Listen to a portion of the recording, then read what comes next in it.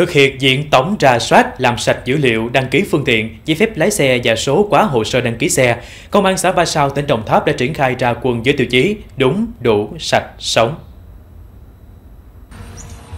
Công an xã Ba Sao phối hợp với Tổ bảo vệ an ninh trật tự 13 ấp trực tiếp xuống nhà người dân để tiến hành rà soát, thống kê, phân loại xe, chủ xe, giấy phép lái xe, đối chiếu, làm sạch danh sách do Cục Quản lý Giao thông cung cấp. Quá trình rà soát, cập nhật, bổ sung dữ liệu đăng ký, quản lý phương tiện, số hóa hồ sơ đăng ký xe và cập nhật mã định danh của người lái xe đảm bảo chính xác, khách quan, đầy đủ, đúng tiến độ. Hiện tại qua rà soát,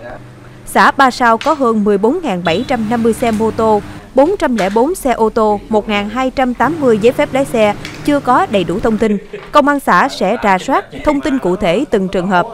Đối với giấy phép lái xe bằng bìa giấy sẽ chuyển về công an xã để đổi sang bìa cứng theo đúng hướng dẫn.